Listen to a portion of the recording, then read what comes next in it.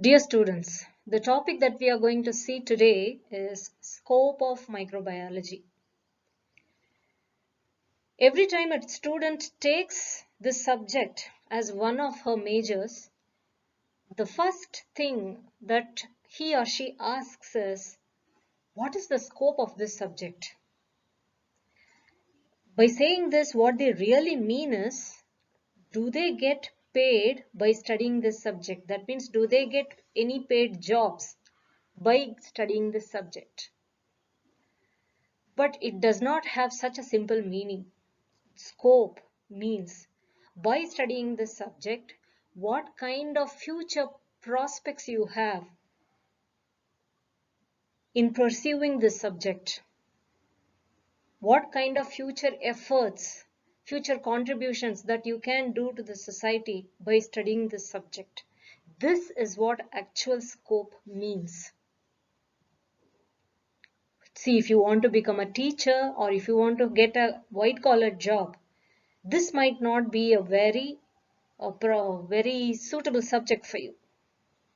But if you want to face challenges in the future, if you want to give some significant contribution to the society, then this is the best subject for you. So let us first see what are the different areas where the microbiology as a subject is going to have a say.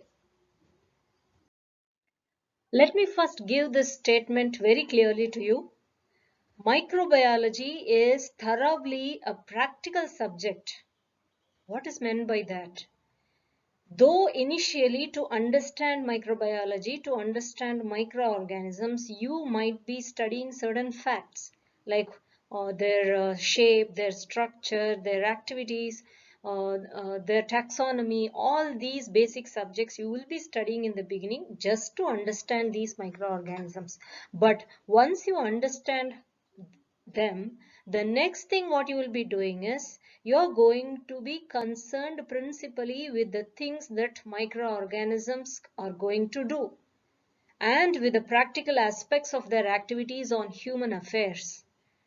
How these microorganisms do their actions, and by doing their actions, how they are going to influence the different aspects of human endeavors. So there is no field of human endeavors where the microorganisms do not play an important role. Let it be the health of the human beings or the development of the human beings or their economic affairs. You can take any aspect of a human endeavor, there the activity of microorganism is going to have a say. So like I said, of course, by studying microbiology or microorganisms, you will understand certain basic aspects. By doing certain basic research with microorganisms, some basic principles of biology can be very easily understood nowadays. In fact, the different types of metabolic processes like aerobic respiration, anaerobic respiration, different types of fermentations. So these different metabolic processes can be understood very easily by studying the metabolic activities of different types of microorganisms. Likewise, we have so many different types of substances or substrates in the environment, different types of carbon sources, different types of nitrogen sources, other sources. All these are present in the environment. How all these different types of sources are utilized by different ways, this also can be very clearly understood with the activities seen by the microorganisms using these substrates. Not only that, our earth, if you see the different environments present in the earth, there are so many varieties. There are certain very cold environments. There are very hot environments. There are environments which are very, very dry. There are places where there is always moisture content, where there is always rainfall. There are environments which are very acidic. There are environments which are very much alkaline. So like this, there is a wide variety of environments present on the surface of this earth. Whether all these environments are occupied by life, yes, if you talk about microorganisms, absolutely it is true that most of all these environments are occupied by the life, especially by microbial life. So this understanding of these environments, how the life can sustain in these environments, this can be very clearly understood by studying the microbial life. And also the stages of different types of growth, the stages of reproduction, all these also can be understood by studying the different types of microorganisms. We have microbes called eukaryotic microorganisms. By studying them, we can very clearly understand what are the different stages of growth of life and also the reproduction that you see. Now you may ask me a question, why can't we do all these with other organisms? Why can't we do this? We have been doing this with plants, we have been doing with different types of animals. What is so special about microorganisms? The main reason is, as you can see in the slide, one is since microbial size is very small, they need very less space to grow. So you can just grow them in a test tube or in a petri plate or in a flask, and you can study all these processes very clearly. Unlike a plant or a animal which need a larger space to grow, larger space to breed, this microbial life can be very easily grown even with a very minimal space. That is one important reason. The second most important reason is microorganisms grow rapidly and they reproduce at a very high rate. What do I mean by that? See, for a plant to grow and to come to a particular size, it needs minimum a few months, right? 6 months to 1 year is necessary to see the plant grow to its maximum size. If you take trees, it will take years. Same way, if you take animals, for the animals to grow and reach a maximum size, it will take minimum 3 to 4 years again. Very small animals I'm talking. But for the microorganisms to grow and to reach their maximum size, some of them may just need 20 minutes. If you take a very common lab microbe for studying all this is E. coli, Escherichia coli, and E. coli takes just 20 minutes to reach its maximum size. So that is the growth rate of microorganisms. They grow very rapidly, they reproduce very rapidly. So you can study all these processes, as I said before, you can study all these processes at a very short period of time. So these are the two main reasons why taking microorganisms as a model to study all these principles of biology is gaining a lot of importance nowadays. Fine. Now, again, if I talk about the scope of microorganisms, I will take 4 important areas where the study of these microorganisms have been gaining importance uh, for a long period of time.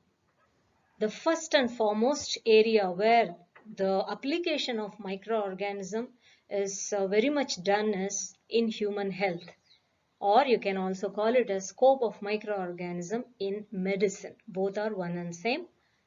Now, if you see these words, you will understand the importance of microorganisms in human health. AIDS, bird flu, tuberculosis or TB, SARS-CoV-2. Now all these are infectious diseases which cause high morbidity and mortality worldwide. Morbidity means when a person is suffering from a disease, and mortality means when the person dies because of the disease. So there is a very high morbidity and mortality because of all these pandemics. We are seeing only these pandemics very keenly, but there are so many different types of other microbial diseases which also are very much responsible for a lot of human suffering. Now, studying about these microorganisms, how is it going to help us? In three main areas, the microbiology is going to help us in medicine. One is in diagnosing the diseases. See, nowadays there are many hundreds of kits available to detect the disease at a very early stage. I have just mentioned two important diagnostic kits here. One is based on molecular methods, the other one is based on immunological methods. Molecular methods in the sense by using DNA or RNA or enzymes, if you detect a disease in a human being, in a patient, then that is called molecular methods of diagnosis. I have given a very common example which you will catch very quickly, that is RT-PCR. This term you would have heard it many a times nowadays. So RT-PCR is a molecular method of diagnostic kit where they detect the coronavirus in human samples. It could be throat swab or any other swab. Like for example, if you take malaria, they use a blood sample to detect the malarial pathogen using RT-PCR technique. And the second important diagnostic kit is based on immunological methods, where they use either antigens or antibodies and detect the disease. This again is a very popular example I have taken, that is ELISA. You might have heard about this kit where they use labeled antigens or labeled antibodies to detect the virus in human serum samples, that is HIV. Now, like this, as I said, you can develop your own diagnostic kits and go for marketing it, or you can develop your own principles to detect the diseased condition in human beings. So this is one area which will never fade, because organisms keep emerging, new organisms come up. So detecting them at a very high speed at a very early stage is gaining importance day by day. Now the second important field where the study of microorganisms is going to have very much importance is prevention. Again, yesterday on January 17th, vaccination for coronavirus has begun. So nobody can take this vaccination very easily, right? Very lightly. There are many different types of vaccines coming up for protection from diseases. Let me make this very clear to you. Vaccines means before you get the disease, when you inject yourself with something which will protect you from the disease so that you will not get the disease, that is called a vaccine. Whereas drug or antibiotics, after you get the disease, when you take a drug to cure yourself from the disease, then that is called antibiotic. There was a little confusion before, so I am making it clear. Vaccine is for protection from the disease, whereas antibiotics are for treatment from the disease.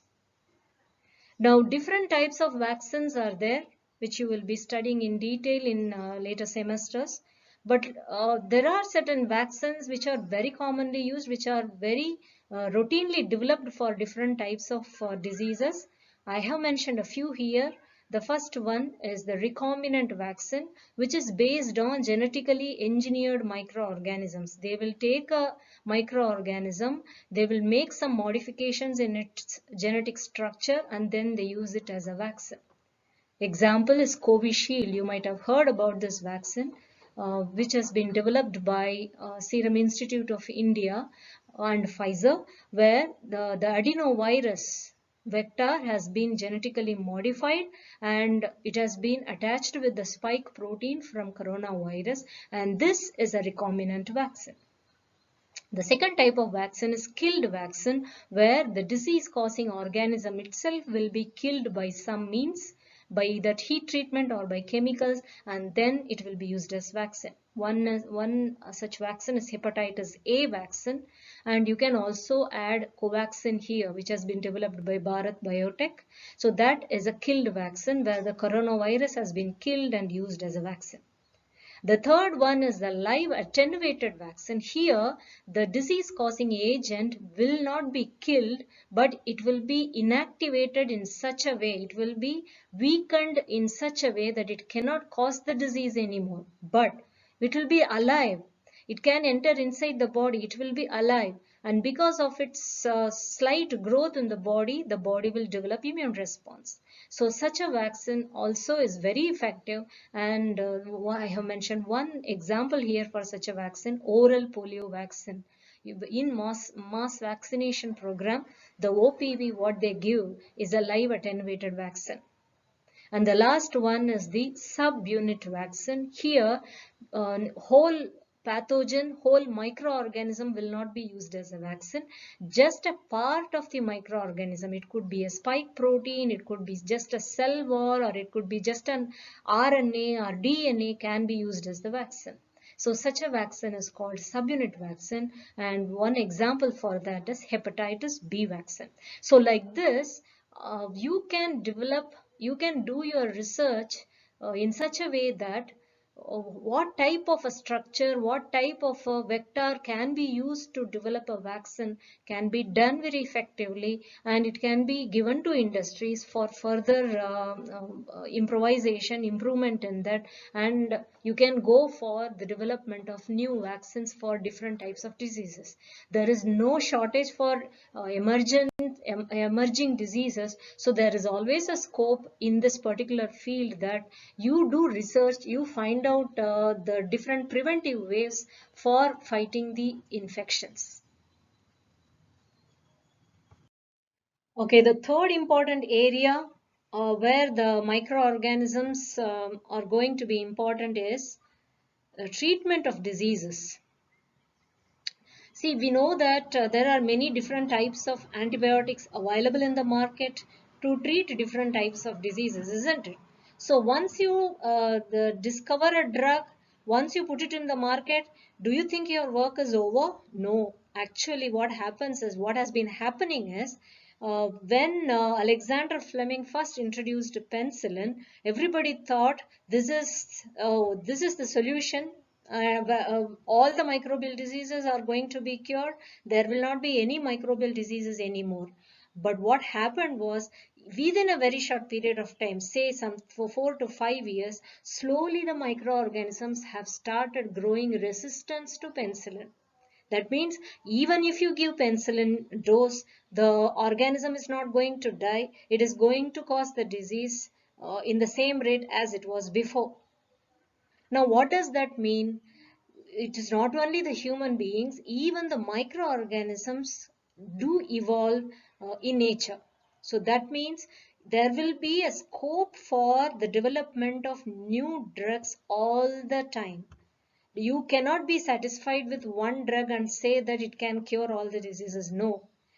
That drug will be valid only for a few years. After that, it is going to lose its validity because the microorganisms are going to grow resistance. So you will have to either go for improvement of the old drug, or you have to discover some new drugs for treating the diseases, especially for controlling the drug-resistant microorganisms. So this is again another field where continuous research is going on. People keep looking for the new sources for getting the drugs, and people also doing research with old drugs to see whether we can do certain improvements in these old drugs to make it effective even now. Now, apart from the microbial diseases, we know that there are many other types of physiological diseases, or I would say physiological disorders. Diseases ಅಥವಾ diseases ಅಂದ್ರೆ ಬರೀ ಮೈಕ್ರೋಆರ್ಗಾನಿಸಮ್ಸ್ ಮಾಡುವ ಇನ್ಫೆಕ್ಷನ್ಸ್ಗೆ ಮಾತ್ರ ನಾವು diseases ಅಂತ ಹೇಳಲ್ಲ. ಒಬ್ಬರಿಗೆ sugar ಇದೆ, ಡಯಾಬಿಟಿಸ್ ಇದೆ ಅಂತಂದ್ರೆ that also is considered a problem in human health, isn't it? So like this, there are many disorders, physiological disorders for which drugs are being developed. Even here, the microorganisms can be applied, are being applied very effectively. Especially the genetically engineered microorganisms are being used in manufacturing the drugs necessary for disorders. Like for example, insulin. Initially, they used to extract this insulin from calf thymus. But nowadays they don't do that because of ethical issues, the ethical treatment of animals. We have stopped taking insulin from calf thymus. Instead, what we are doing is we have the gene that codes for the insulin. We are inserting that gene in a yeast cell or a bacterial cell and make that microbial cell to manufacture that insulin. We are purifying that insulin and using it as a drug. We call it as human insulin. So like this, any type of protein necessary for curing the disorders can be introduced in a genetically engineered microorganism and make that microorganism or use that microorganism as a factory to manufacture these drugs. And there is another area again where knowledge of microorganisms can be helpful, and that is gene therapy. Here what we do is there are certain genetic diseases which cannot be cured with drugs. For example, cystic fibrosis. These are genetic diseases. These are diseases which come because of some problem with your genetic structure. So what we can do is by means of gene therapy, where we introduce a vector organism inside the human cells and make the human cells produce the things or produce the proteins necessary to cure these disorders. So that is what we call gene therapy. So even here in the form of vectors, we are going to use the microorganisms. So like this, you can think of any disease for which the microorganisms can be very effectively developed as a treatment protocol, can be very effectively used as a treatment tool, right? So these are the three main areas in medicine or human health where the knowledge of microorganism can be effectively applied. Now, the next area of interest is in agriculture, scope of microorganisms in agriculture.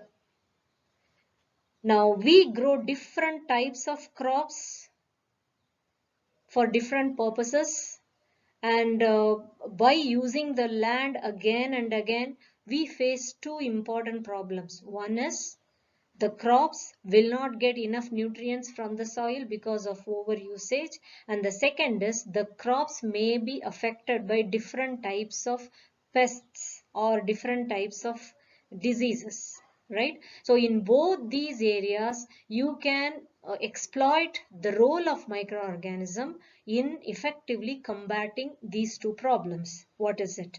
First is biofertilizers. These are microorganisms, live microorganisms, which are added to the soil to increase the availability of nutrients necessary for the growth of crops. Mainly two nutrients usually become in shortage. One is nitrogen, the other one is phosphorus. But by introducing certain specific microorganisms in the soil, you can increase the availability of such limited nutrients. Now, I have just given a few examples here where the microorganisms are used as biofertilizers. One is symbiotic nitrogen fixers. For example, rhizobium. This is a microorganism. This is a bacteria which forms an association with the plant roots, especially leguminous plant roots, and then they get the nitrogen from the atmospheric air, fix it and make it available for the plants. So they are basically responsible to increase the nitrogen content in the soil, these symbiotic nitrogen fixers. So such many different symbiotic nitrogen fixers are there, nitrogen fixers. So you can use these organisms as biofertilizers. Second is there are many nitrogen fixers which are present freely in the soil. They did not have to form an association. They can be just present freely in the soil. While growing, they fix the nitrogen that is present in the air and thus make the availability of nitrogen more in the soil. Such organisms like Azotobacter are called non-symbiotic nitrogen fixers. They can also be developed as a biofertilizer. And the third example is another association that is commonly seen in the soil, that is mycorrhiza. Myco means fungi, rhiza means plant roots. So when the fungi forms an association with the plant roots, we call it as mycorrhiza. So such mycorrhiza, when they are present in the soil, they increase the availability of phosphorus in the soil. They are phosphate solubilizers. So like this, many different microorganisms having some significant role to play in the soil can be effectively developed as biofertilizers. So there is always a lot of scope here. You can keep on isolating new microorganisms from the soil and see whether they can be effectively used to increase the fertility of the soil. And the second area is biological control. As I said, when the crops grow in the soil, they will always be challenged with different types of pests. It could be in the form of insects or it could be in the form of microorganisms, microbial plant pathogens. So we can develop certain friendly microorganisms to combat or to fight with these pests.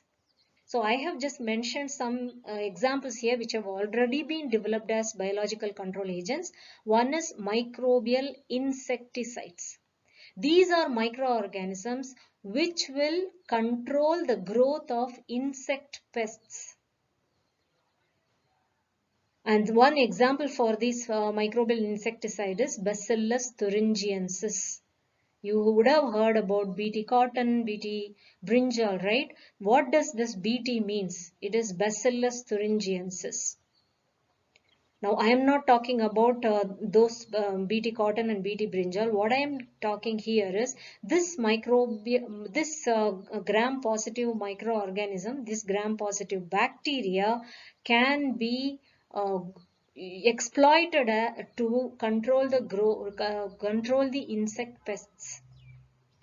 Now it's not only the pests which are responsible for crop damage. Once when the crop is growing, along with that many weeds also grow. Sometimes it becomes a big headache for farmers to control these weeds because they grow faster than crops. So they will decrease the content of the crops. They will decrease the fertility present in the soil so that the crops cannot grow better. So in such situations, it becomes necessary to control these weeds. People use different types of chemicals, but these chemicals always leave certain polluting residues in the soil, which in turn will cause problems in the future. So instead of using chemicals, can we use something natural which will not leave any poisonous residues in the soil? Yes, you can think of certain microorganisms here also. And these microorganisms are called microbial herbicides. For example, this fungi is very commonly used as a microbial herbicide, that is Colletotrichum species. They are very specific in their host. They will only invade the weeds. They will control the growth of these weeds. They will not touch the crop plants. So you can use such microorganisms as microbial herbicides. And the last one is genetically engineered plants. Instead of using a microorganism, instead of applying it directly in the soil, which might not sometimes give a proper result, what you can do is, since the science of microbiology has grown so well, they isolate the gene responsible for killing the pest and they put that gene in the plant directly. So now the plant does not need the help of the bacteria only. They can themselves kill the pest. This is possible only with the gene that is taken from the bacteria. Right? So such plants whose genetic information has slightly been modified so that they can control the pest on their own. Such plants are called genetically engineered plants. So like this, there again many different types of researches are going on where what type of microorganisms can be used to what type of plant, in which climate, which type of microorganisms should be used. All these researches are being carried out in different types of laboratories.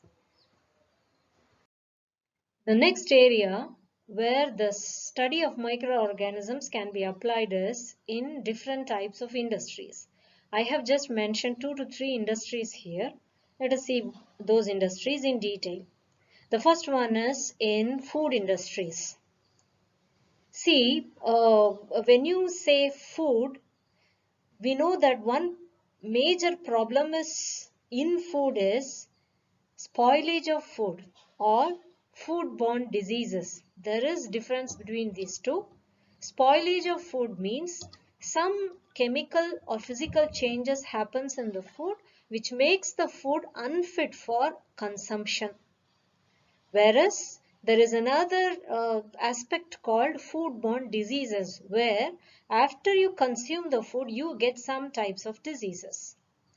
So if you see these two areas, in both these areas, the role of microorganisms play a very significant role. Most of this spoilage happens because of the growth of microorganisms in the food. And also foodborne diseases are caused by different types of bacteria and fungi. Right? So when you say to prevent foodborne or food spoilage, then what does that mean is to prevent microbial spoilage of food. So to prevent microbial spoilage of food, we have to do two things. First thing is we have to detect the source of contamination of the food. Second is we have to detect the type of microorganism in the food, and also we have to characterize that microorganism from where it has been taken. So this is one area again where continuous research is going on. People keep detecting the microbes from different types of foods and characterize them and study about them. So what is the use in studying about all this? Studying about the source of contamination, to study about the different types of microbes, to characterize them. What is the use? Mainly to prevent spoilage, or I will use the word preservation of food. So there are many procedures that are being continuously developed to preserve these food. When we say food, it could be fruits or vegetables or meat products like poultry, chicken, eggs, fish, or different types of canned foods. Nowadays, the marketing of canned foods has gained a lot of momentum even in countries like India. So preservation procedures have become a must nowadays. How to increase the shelf life of all these types of food has been thought of, because spoilage or wastage of food is becoming a crime nowadays, right? So how to preserve all these foods? You can develop different types of techniques, novel techniques. Already there are a few techniques which are very popular. One is canning, the second one is frozen foods, and the third one is dried foods, where the shelf life of this food can be extended for a very long period of time. So likewise you can develop new techniques to preserve the food. Second area in food industry where the study of microorganism is gaining momentum is providing nutrient rich foods. We know that maximum population in the world is suffering from malnutrition. Countries like India, many countries in African subcontinent, many countries in Asia of course, are suffering from malnutrition. So how to solve this problem? Microorganisms are giving us a solution. There are certain microorganisms which provide very good nutrients if they are consumed. One such example is single cell proteins, SCPs, like spirulina, mushrooms. They are rich sources of nutrients, so you can just consume them, eat them as food and get nutrients out of this. So nowadays tablets are available, spirulina tablets are available, which provide a good source of nutrients. Likewise mushrooms. You can grow it anywhere, you can develop it as a small scale industry and you can market it. You are not only going to get money, you are also providing service to the society by giving more and more nutrients at cheaper price. And the third area is production of different types of fermented foods and beverages. We know already there are a lot of fermented foods which are very popular in India. We have traditional fermented foods which are being consumed for centuries and centuries together. We have pickles, we have sausages. All these are called fermented foods. What is meant by fermented food? When a microorganism grows in a food and changes its character by producing acids or alcohols or any other such byproducts, then we call that food as fermented food. When a microbe grow in it and change it, we call it as a fermented food. And when they change it for good. They leave so many nutrients, readily available nutrients in the food, that the food not only becomes tastier, it also becomes healthier. Likewise, fermented beverages. This has been consumed for centuries together. You might have heard about wine, beer. All these are beverages which have been changed to good by different types of microorganisms. You might have heard about yeast being a fermenting microorganism, right? Likewise, we have lactic acid bacteria, which convert many types of substrates into acids and alcohols and make it better.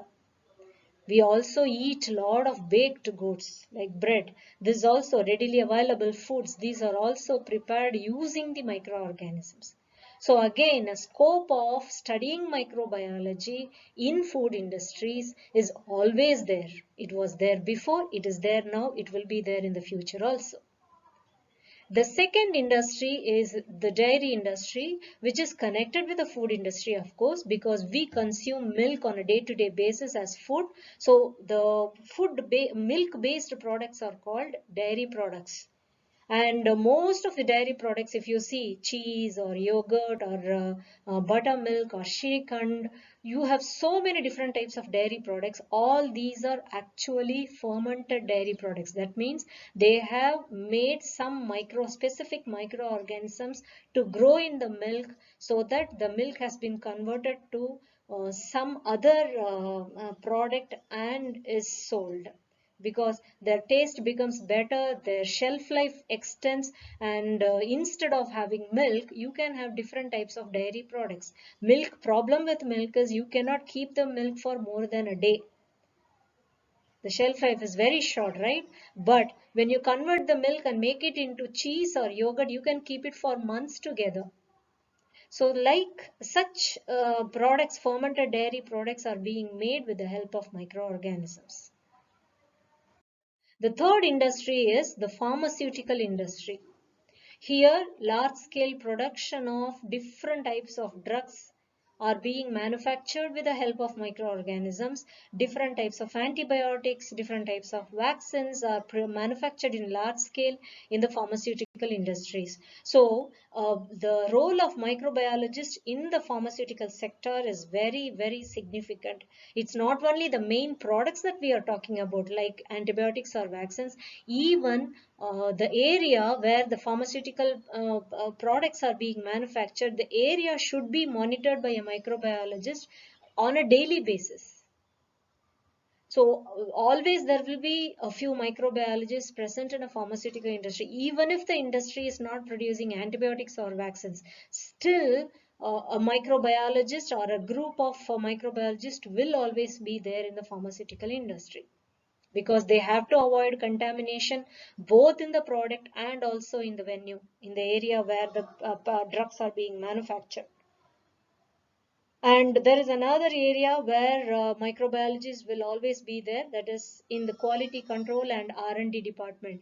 Quality control means once a product has been manufactured, they will keep on checking what is the quality of the product. The initial quality, what they had set up, is the same quality maintained throughout the manufacturing process, or do they see certain changes in the quality, some decrease in the quality? If such thing happen, how to increase it, bring it back to the proper quality? All this is done in the quality control department.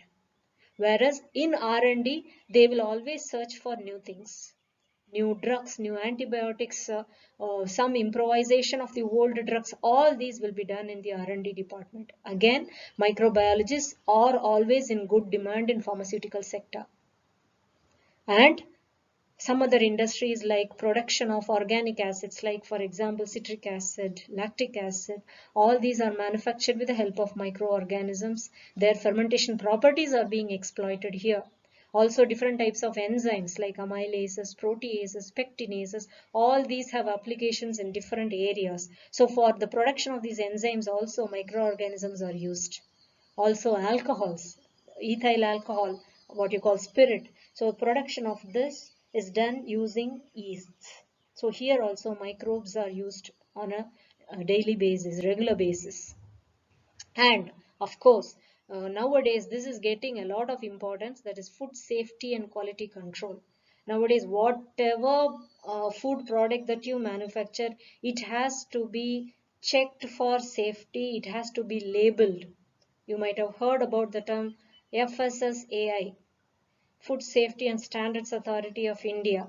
These people, these are a group of scientists. They will check the product which you have manufactured newly. They will see whether the product is of good quality, is of safety, and it reaches the standards, meet with the standards. Once they confirm that, they give a label, and that label should be there in all the products that is sold in the market nowadays. Any branded product should have a FSSAI label in it. So again here, microbiologists are being used. Their contribution is very important here. Uh, their approval is very important here before they go for FSSAI, food safety and quality control. The last one is my personal favorite, that is the scope of microorganism in environment. We can use certain microorganisms to reduce the pollution in environment. Together it has been called bioremediation, whereby we can develop methodologies or methods to clean up the pollution generated by human technologies. So people have developed microorganisms which can consume spilled oil in the oceans, which can detoxify the different types of solvents that is present in water and soil. Microbes are there which can effectively degrade pesticides which usually get built up in the soil and make the soil polluted. And there are microorganisms which can detoxify certain toxic pollutants like heavy metals. So there scientists have isolated different types of microorganisms which can do all these work.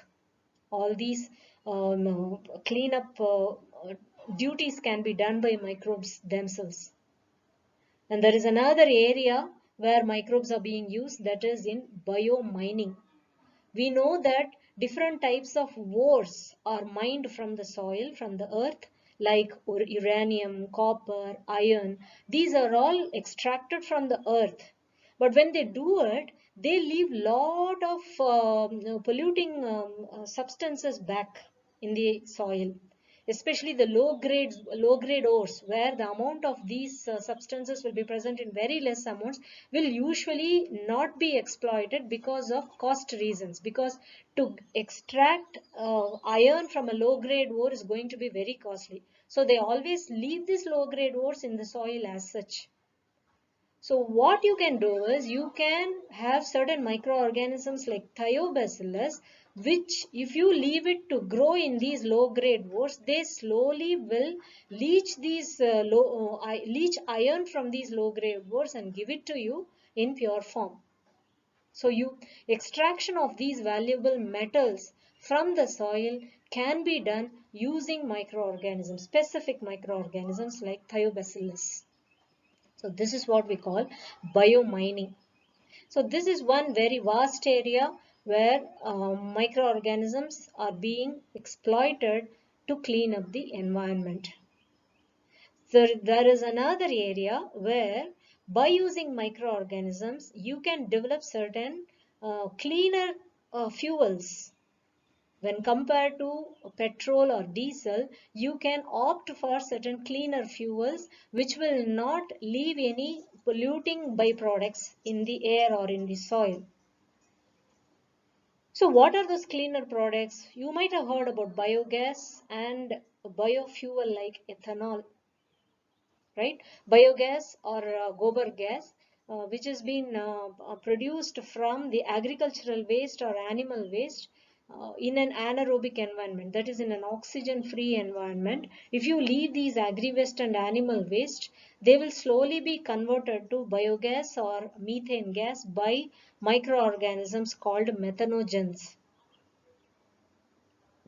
Same way, you can leave the domestic waste in an aerobic environment like composting, and make the aerobic microorganisms to convert the complex substances into simpler ones, called composting, and convert it into manure. You can add it to the soil for increasing its soil fertility. So like this, many aerobic and anaerobic microorganisms are being used to convert the waste into wealth. Likewise, you might have heard about ethanol being mixed with petrol or diesel to be used as a biofuel in transport industries, right? So like this, there are many areas, many such areas where microorganisms and their role are being exploited in a great extent nowadays. So with this small lecture, I would like to make it a point that you study any subject, but study it with sincerity. Don't study it just for money or getting a job. That shouldn't be your goal. That shouldn't be your aim. Your aim is to understand the subject to its fullest. Read it with passion. Read it with sincerity. You will understand it. Once you understand it, after that, if you exploit it for your good, that would be justified, but not before that. Thank you.